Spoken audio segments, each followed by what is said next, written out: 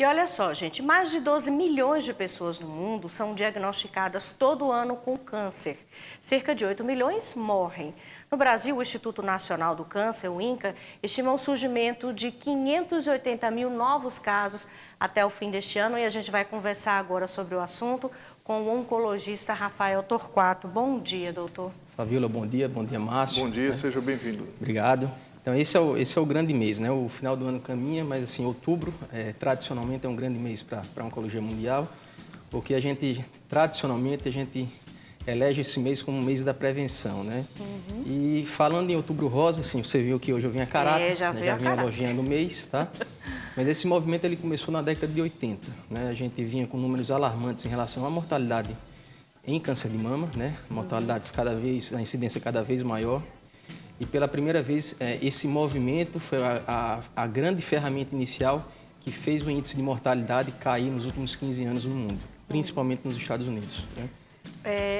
O senhor acredita que hoje, por conta de ter mais informações, as mulheres estão morrendo menos de câncer de mama, por exemplo? Absolutamente, né? Esse movimento começou de maneira dispersa em algumas cidades americanas, principalmente em Nova York e em Houston, né? E ele veio ganhando corpo ao longo desses últimos 25 anos, né? Sabidamente, esse movimento ele contribuiu muito para a diminuição da taxa de mortalidade de câncer de mama, coisa que a gente não viu em outros cânceres. A exemplo, câncer de pulmão, né? Lógico, o aumento de tecnologia em algumas drogas foi importante, agora principalmente informação. Doutor, a gente tem uma pergunta aqui de uma telespectadora, que é a Rosa Maria do Eustáquio Gomes. Ela pergunta o seguinte: quando a mulher tira a mama por ter câncer, qual a probabilidade de passar para outra mama? Essa possibilidade é pequena. Depende se esse câncer apareceu antes da menopausa e depois da menopausa. Mas, de maneira geral, existe uma chance de 2 a 5% de haver uma recidiva na mama contralateral, né? Na mama do outro lado, né? De maneira geral, a gente consegue ver isso muito bem no segmento dessa paciente no segmento ambulatorial, né?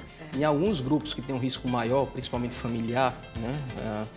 A gente sabe hoje em dia, porque existem algumas mutações, a BRCA1 e BRCA2, então existe uma tendência maior a ter câncer contralateral. Quando a gente consegue diagnosticar isso, lógico, a gente indica a cirurgia preventiva para retirada de mama contralateral. Então Fabíola, rapidinho, então é mais ou menos isso que a Ana Paula pergunta. A avó dela teve câncer, ela pergunta se ela pode ter câncer de mama também por questão genética. Câncer de mama depois da menopausa, né, geralmente existe um padrão de incidência familiar mais baixo, né? Mas, lógico, se você tem mais de 2 ou 3 casos em parentes de primeiro e segundo grau na família, indica-se um início de prevenção, exemplo, 10 anos antes do diagnóstico da familiar mais jovem. Então, exemplo, se a familiar teve câncer com 40 anos, indica, né, o início da prevenção com 30 anos. Um dos temores maiores de quem tem câncer é a respeito da quimioterapia. Existe como não fazer a quimioterapia e tratar do câncer?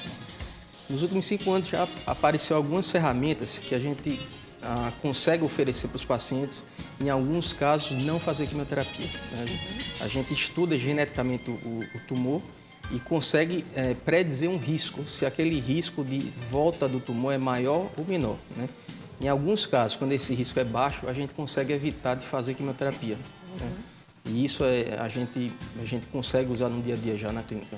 A Cristiane da Xande Jaqueira diz o seguinte: ela teve câncer em 2005 e pergunta se ainda corre o risco do câncer voltar. Em 2005. 2005. De maneira geral, a gente coloca o número de 5 anos como um número, a pedra angular para definir cura ou não, né? Mas câncer de mama a gente sabe que pode haver recidiva tardia. Então a pergunta é sim, mas quanto mais passa o tempo, menor essa chance. Já tem 10 anos no caso dela? Exatamente. Mas, exemplo, na minha prática clínica já houve casos de recidivas depois de 14 anos. Nossa. Tá? Mas isso é exceção, isso não é a regra. O que eu sugiro é ela acompanhar anualmente o médico oncologista dela. Medicamentos de última geração que ajudam a combater a doença, doutor? Então, a gente tem medicamentos mais espertos, né? A gente identifica o calcanhar de Aquiles do tumor e a gente consegue atirar de maneira certeira, né? Então, São drogas que a gente chama atualmente de cavalo de Troia. A gente engana o tumor, né? Ele entra, o tumor não consegue reconhecer essas drogas, a liberação dessa quimioterapia inteligente dentro do tumor e, lógico, a taxa de sucesso e de cura é maior. Eu soube que teve um congresso recentemente em Viena, na Áustria, né? Onde também foram apresentados esses novos medicamentos e os tratamentos mais modernos. Isso dá mais esperança para o paciente que está enfrentando esse processo, né? Com certeza, né? Então, a tendência nessa década em oncologia é a gente ter medicamentos baseados em imunoterapia. Então, mesmo esses medicamentos mais inteligentes, existe uma taxa pequena de efeitos colaterais. Então, a tendência agora é ensinar o sistema imune a atacar o câncer. E ele faz isso de maneira muito eficiente, né? Prevenção contra o câncer. Tem como a gente se prevenir dessa doença? Absolutamente, né? Eu vou focar mais no câncer de mama. Então, assim, o que a gente vê muito em alguns casos, né? Muita gente fazendo mamografia, muitas mulheres abaixo de 40 anos. O ideal, assim, se conseguir fazer anualmente a partir dos 40 anos, está de muito bom tamanho, tá?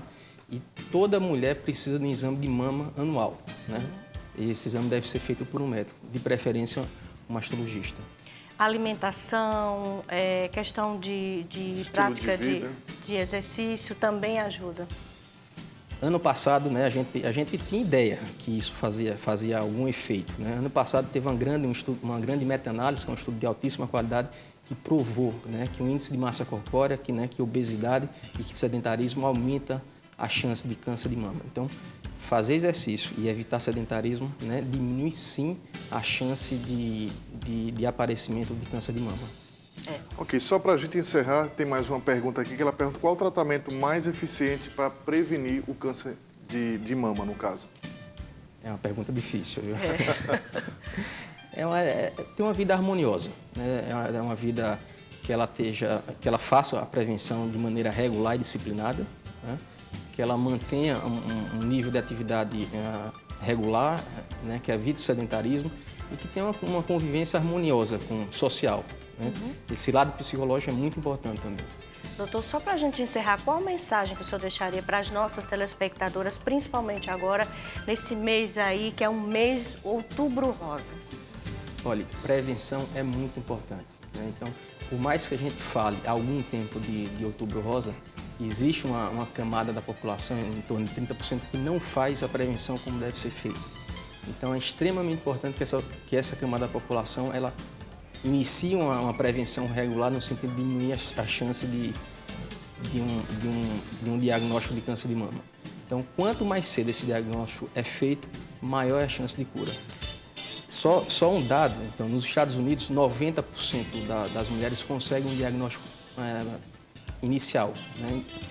Perdão, 90% delas têm um diagnóstico, com tumores de até 2 ou 3 centímetros. Então, a taxa de cura supera os 95%. Que bom. Né? Então, se a gente conseguir caminhar para esse cenário, né, eu ficaria muito feliz.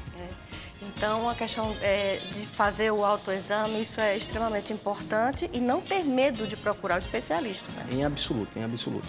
O autoexame continua sendo importante, a despeito de alguns estudos, né, falaram o contrário, mas a gente continua indicando que elas façam o autoexame. Ok, doutor, muito obrigada pela orientação. Fica aqui o nosso conselho às nossas telespectadoras. Vamos nos prevenir contra o câncer, não só o de mama, mas todos os outros. Obrigado, doutor. Até a próxima. Obrigado, boa tarde.